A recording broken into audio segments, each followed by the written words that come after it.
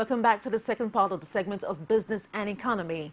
And I have my guest with me, Mr. Henry BOYO, the CEO of Allied Techno System Limited. You're welcome to the program, sir. Thank and you he's so also much. an economist. And today we're going to be talking about the impact of the monetary policy rate on the Nigerian economy. But before we go further, let's take an up sound from Godwin Emefiele, the Central Bank Governor of Nigeria, where he said the cash reserve ratio harmonization of the public and the private sector deposit was left at 31%, and that the bank, however, retained the monetary policy rate at 13%. And then Godwin Emefiele also announced that the monthly monetary policy meeting, that the harmonization was necessary to curb abuse and improve efficacy of the monetary policy. And also the current discriminatory CRR, that's the cash reserve ratio on the public and the private sector deposit, will not only constrain the policy space, but could also inspire moral hazards by private market participants. Can we have a listen to that? When we closed the official foreign exchange market, we were very clear that said that we would allow the interbank market to operate and remain robust. And we've taken a couple of actions that is meant to increase the liquidity in the interbank market. We also said that what central bank will do from time to time is to come in and intervene to meet the demand for foreign exchange depending on the direction of exchange rate. So CBN is just only a participant in the interbank market. Bank customers are free to go to any of their banks and buy foreign exchange, and those banks will quote for foreign exchange in the interbank market. We only come in from time to time to intervene. But what we found is that almost on a daily basis, bank customers expect that central bank must intervene. It is not possible for central bank to intervene on a daily basis. But we will try as much as possible to ensure that all demand is met. Well, there you have it. What do you have to say about that? And where is the direction of the Nigerian economy going to?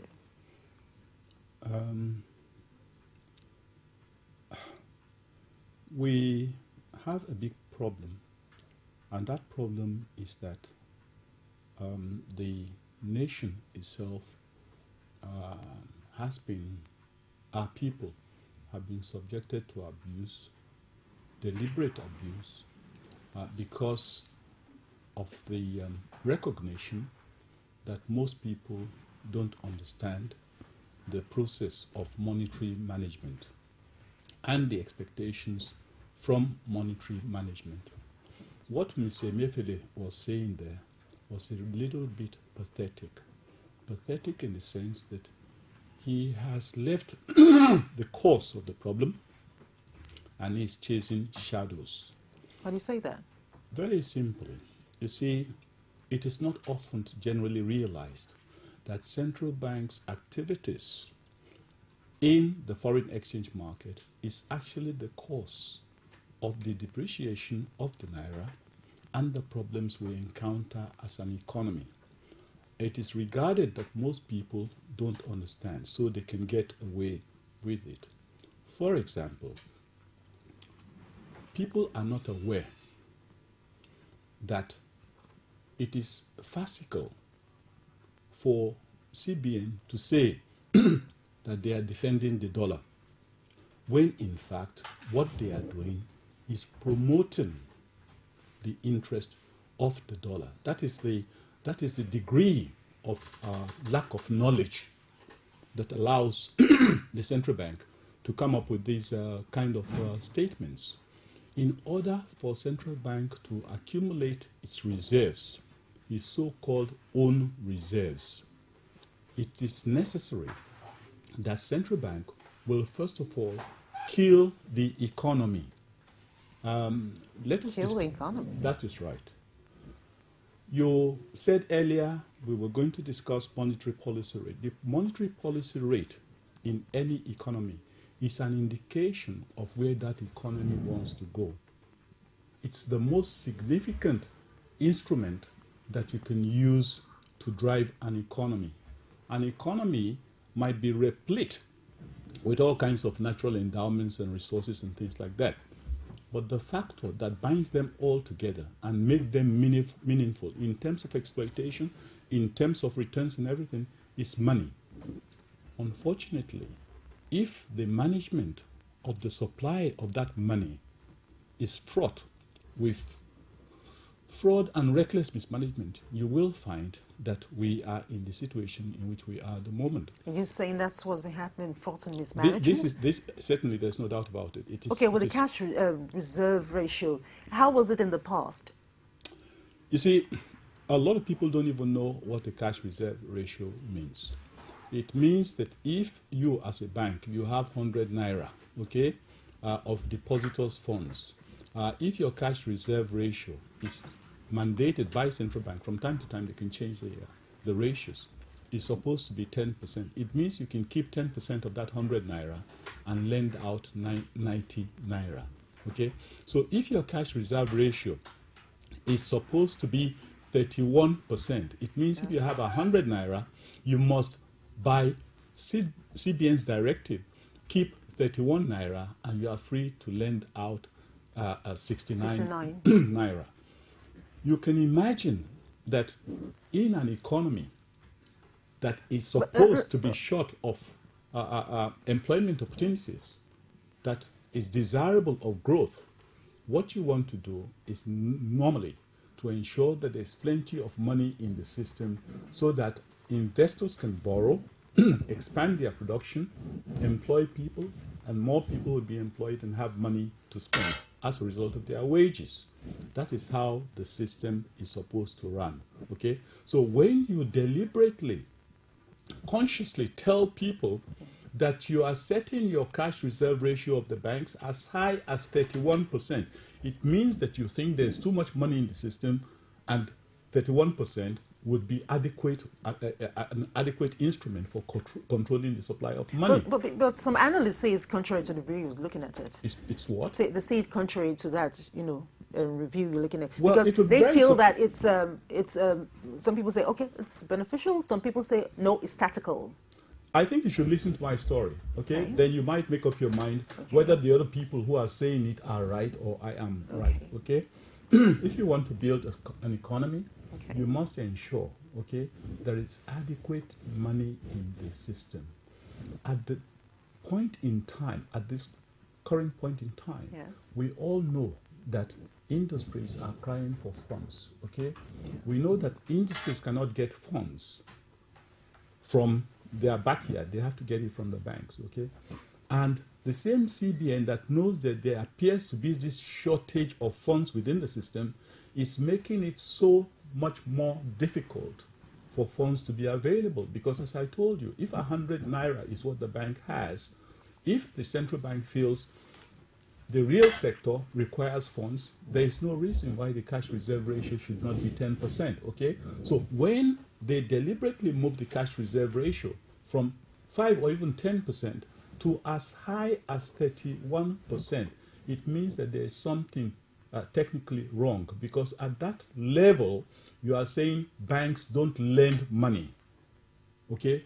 Refuse to lend money to people who come to borrow from you. In any case, if you don't want to do it by yourself, we're going to make sure that we'll set a limit, a directive, that you cannot use 70%, 31% of the funds that you have available. Isn't that a contradiction of an intention to grow the economy by making sure that funds are available to the real sector so that they can grow? So you can understand why I say it's fundamentally a defective strategy. It's almost farcical, in fact, because it is like somebody who says, I want to go to the Atlantic Ocean, and you can see by the compass he's going towards the Sahara Desert. That is exactly, but you know, they can get away with these things because they know very few people are questioning, and even those people who are questioning, so long as you don't listen to them, you can continue to get away with it. The result, the product of the what I would call, in inverted commas, reckless management, is that more Nigerians are suffering in the midst of plenty. even when we had our best ever earnings, such that we had reserves of foreign reserves of about 60 billion or so, somehow Nigeria started being listed amongst the poorest nations in the world for a very simple reason. Why? The process whereby central bank creates its own reserves or accumulates its own reserves. When CBN accumulated as much as $60 billion worth of reserves, the reality is that they have pumped into the system fresh sums of money worth the same $60 billion in with a naira exchange rate that it's self-determined. So you have a situation where the richer we become, the poorer we necessarily must become, because the process of infusing the foreign exchange, the considerable foreign exchange we earn, into the system by central bank is not only fraudulent, it is anti-people, anti-social, and it will never ever get us out of the woods. I've said this for 14 years, and things have never changed. So it must mean that I'm right, surely, because you see all these experts are coming and saying we can do it, we can, and in the process we still remain in one place. Okay, let me take you on that. So why do they always say there's so much liquidity in the system? Good question. Have you ever seen any situation where anything that is surplus, because excess liquidity means surplus, okay? Have you ever seen, or can you tell me of any commodity or item that becomes more expensive when it is in surplus, okay? And that is exactly the point. That's what I mean, that a lot of people don't understand that we are being ripped off, okay? Because you ask the right question. Why is there continuously excess liquidity, and yet we say there are no funds for the real sector? Meanwhile, government appears, or government is still the biggest borrower in the system. Government borrows 60% of all funds that are available, made available by the banks as loans. Okay? So how can you say that something that is continuously in surplus, when you want to borrow it, the real sector borrows at 20-something%? Isn't that crazy? Because you have admitted, as the agent that creates money in the system, that there is a surplus amount of money in the system. And as I said, nothing that is in surplus continues to remain expensive, or even continues to be more expensive. And you must recognize, I don't see how any expert could fault this, that in the light of continuous excess liquidity, excess surplus cash, excess surplus naira, it is inappropriate that you should be talking of a high cost of funds. Okay? They know this. The central bank knows this. The Monetary Policy Committee, which I would think probably is more self-serving than serving the nation, because it consists of experts, various experts, people who are stars in their own rights. But somehow... Isn't that too much of a harsh word on them? Too much experts in their own rights? Well, they are experts in their own rights because they've done very well. I mean, they have fantastic qualifications and things like that, but those qualifications are not being translated into a genuine, sincere attempt to take away our people from poverty. I tend to believe that they must have problems when they go to bed because they know exactly what they're doing. They know that something that is in surplus never gets more expensive. No. They know that it is impossible for you to be singing one song of expansion of the economy, diversification of the economy, etc., etc., etc., whereas, on the other hand, as a monetary policy committee, you're coming up with strategies that are constraining to growth. I mean, these are contradictions. They have to be made to explain these contradictions. I told you in the first place that CBN's accumulation of its reserves is itself counterproductive, because in the process of it accumulating all these reserves, okay, you have a situation where it first of all needs to have suffocated the system with excess naira, and the product of excess naira are those things antagonistic to those things which CBN is supposed to represent and maintain, what they call CBN's price stability. That's the core function of the central bank. Core stability means stability in interest rates, stability or even conducive inflationary rates, and also a stable exchange rate. Without those three platforms, without those three pillars being ranged at the correct ratios, you will find that there can never be They can never, you can take it from me. So in other words, they have to, they should leave the naira to find its own way in the market. Put it this way, central bank is a monopolist of both the dollar and the naira. You know, the usual, how do I say, comment about monopolies is that they distort the system. And here you have an agency that has a monopoly in the issuance of naira, which it has a constitutional monopoly to do, and at the same time has the monopoly to exchange, to also accumulate our dollars. So what's the implication of this NPR on our local currency?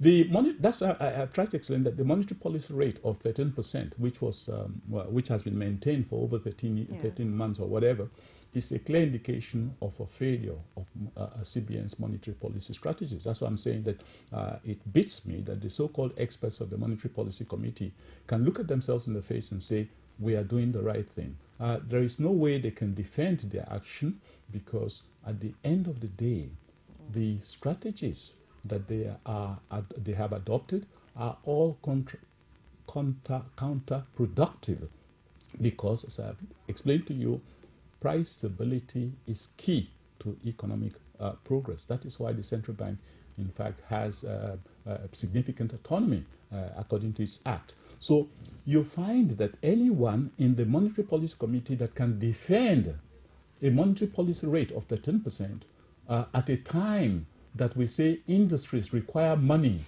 require funds to grow, and the time that we say we need cheaper funds for industries to grow, and yet this Monetary Policy Committee defends a process whereby the CBN continuously over the years mop up surplus cash, and nobody wonders, and they know that very few people will wonder, where does the surplus cash come from? Where does the surplus cash come from, such that the CBN is led to make what I would call, not what I would call, certainly silly decisions like borrowing money they don't need at as much as 13% in order to just keep the money from circulation, from being used. Let's be sincere with ourselves. Isn't that to curb inflation? To take money out of the system to curb inflation? Yes, absolutely correct. But who put the surplus money there in the first place? That is, if the surplus money that you are trying to curb fell from heaven. But if they were created by the same agency of government that says there is so much money in the system, so I have to mop it up, I have to borrow it out of the system. And I'm sure that most newscasters and most journalists don't understand the concept of mopping up.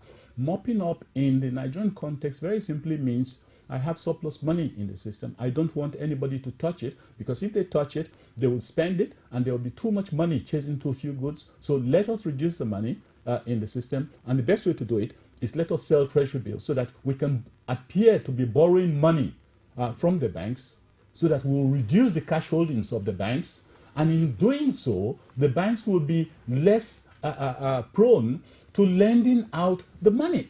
I mean, look at it from all ways. It doesn't make sense. What is the measure needed to strengthen the naira now? Very simple reason. First of all, you have to stop CBN's monopoly of the foreign exchange market.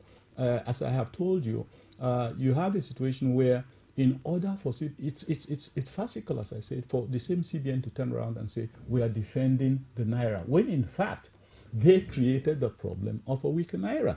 Because the problem of a weaker naira is created by the inundation of the system with naira that suffocates everywhere.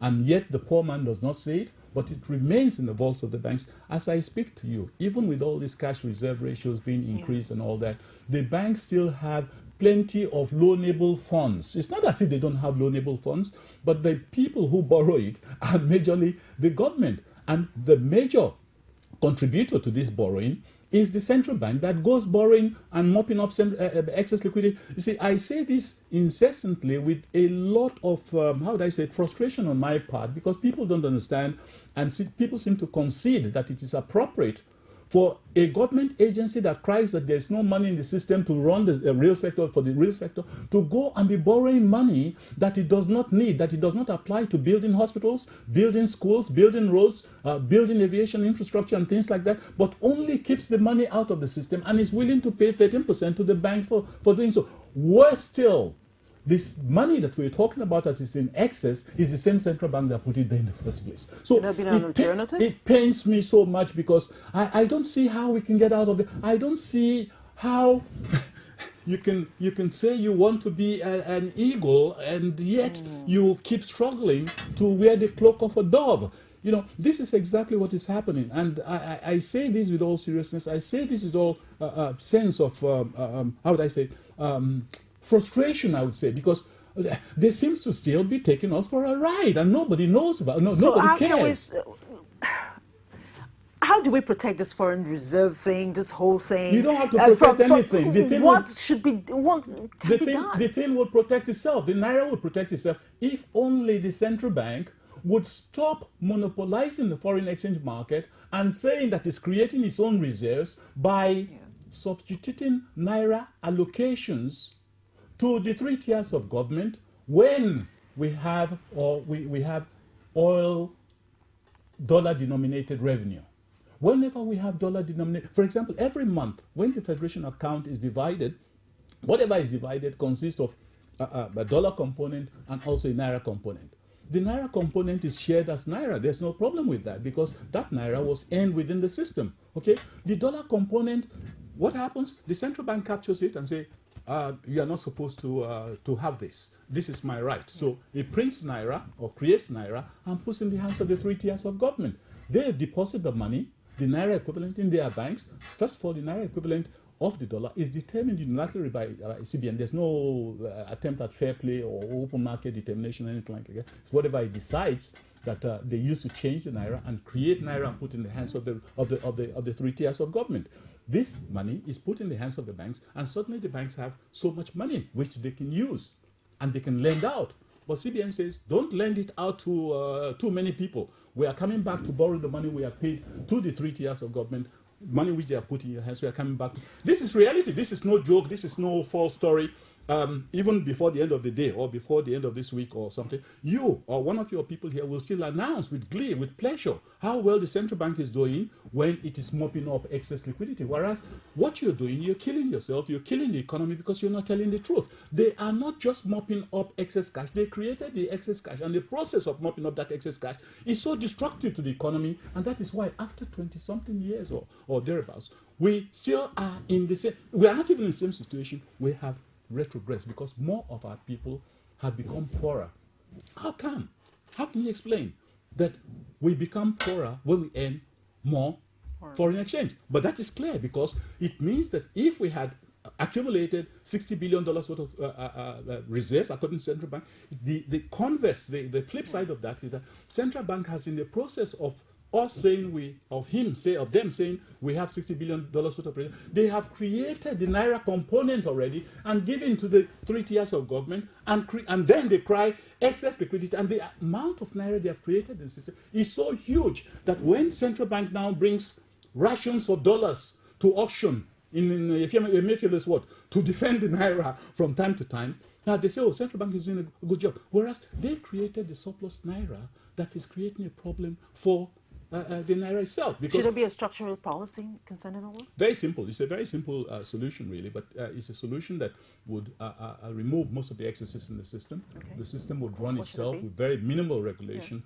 and that system is very simply to stop CBN's capture of the dollar revenue. What it needs to do is pay the dollar component of allocatable revenue every month with dollar certificates, not creation of additional Naira, and then you come back and say you are mopping it up. I tell you a story which might, explain this thing a little bit further. This distinction between central bank reserves and Nigeria's reserves. You recall about 18 months ago, the former central bank governor was on a trip to China with Mr. President. Mr. President went in search of a $1.5 billion worth of loan for various infrastructure in the areas of railways, roads, aviation, etc., etc. And CBN the CBN governor was also in the same package. And journalists asked Mr. President, and he said, this is what we are here for. The Minister of Finance, all of them, they were there. This is what we're here. We have come to borrow money from China. And then the journalists went to the central bank governor and said, what have you come here for? And central bank governor said, I've come here to look for ways to invest Nigeria's CBN's reserves. Here you are. your head of state on one hand looking for loans at maybe 7 to 10% or something like that externally, in this case from China. And here, at the same time, simultaneously, is your central bank governor carrying his cachet of CBN so-called dollar reserves, wanting to lend it to somebody in China who could possibly borrow it at 2, 3, 4% and lend it back to the Nigerian government. I tell you, the whole thing is a mess. It really is. Anybody who tells you that they have anything resembling a reasonable economic or management framework is definitely lying to you, because as I've told you, these are realities. There's no hide and seek about it. The central bank cannot deny that they deliberately create the excess liquidity every time. The central bank cannot deny that by setting the monetary policy rate as high as 13%, they are also debarring the real sector from accessing funds at reasonable rates of at a reasonable cost, because at the end of the day, you cannot get out of this situation unless you stop the CBN from unilaterally capturing the dollar earnings of the country and and deliberately substituting huge naira sums, which becomes the instigator of excess liquidity, which then allows the central bank and the good fortune of the banks for the central bank to go back and say they were mopping up. Okay, Banks, I'm going to come back we'll to the solution to all of this. I'm going to come back to the solution to all of this. But first of all, let me ask you about the 2015 budget that was passed some time ago. Okay, do you think it's going to have an impact in virtually all the sectors? I think it would be inappropriate to expect that budget that have been so, how do I say, negligently processed. Negligent in the sense that you don't approve a budget at the end of May or so, and you expect to be able to have a good budget implementation. You also recognize that the benchmarks which were indicated in the budgets, they are possibly totally out of gear. You also recognize that a budget in which you have almost 20% of the total budget will be for paying the debts. 20% of your budget just for paying debts, okay? In addition to that, you are going to spend possibly another 20% of your budget and still rising on paying subsidy, and you call that a great economic strategy or a budget that is well articulated to produce socially beneficent results? No, a budget that is only 10% capital expenditure, and anybody will tell you, don't worry. I mean, you know, the inconsistencies, the contradictions are so glaring that it would require a magician, and I think they have quite a few of them in the government, to make you believe that things are... Isn't that much of sarcasm? Well, but they have done so for 20-something years. Okay, what kind of expertise, or should I say the economic team, do you expect for this incoming administration?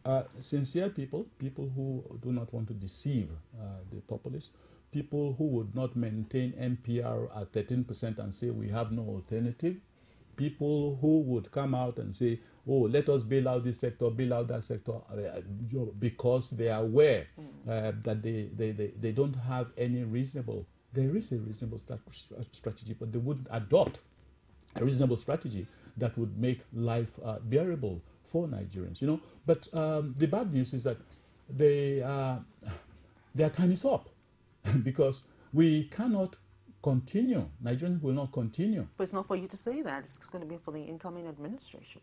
Oh, I'm not even referring to just, I mean, okay. You know, I put it this way, it would be wonderful if the new administration could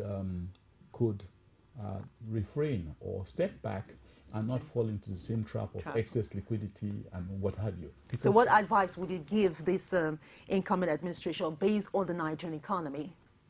Well, the important thing is to recognize that the poison in the Nigerian economy is what is called excess liquidity. It's interesting, isn't it, that surplus cash can be a problem, but that's what it is. The biggest problem in the Nigerian economy is excess liquidity, and excess liquidity is the instigator of high rate of inflation that makes it impossible for people to depend on their income on an annual basis, because it's losing value at 8% every year, and every 5 years it loses 40% of its value. It's excess liquidity that's also responsible for high cost of funds to the real sector, because of excess liquidity, MPR is set at a high rate of 13%, and also you have CRR at 31%. All these have been tried in the past, and they have failed, but they know that the Nigerian people are not thinking, or very few of them know what is happening. One final word. Well, the final word, as I've said, is to ensure that the CBN does not get away any longer with the rigmarole in the foreign exchange market. They certainly have no right to capture the dollar earnings of the country and then substitute naira, which they know would create the ripple of high level of inflation, high cost of funds, and a weak naira, and then come back farcically to come and say, we are going to defend the naira that we have killed with the dollars that we have taken away from you. It's a farce. Okay, so I'm afraid we don't have much time anymore, and this is where we wrap it up on this segment. And our guest, BOYO, we thank you very much. It's always a pleasure to have you on the show. I hope you come again. All right, and please do join us same time tomorrow right here on Business and Economy. And your headline comes up in a moment.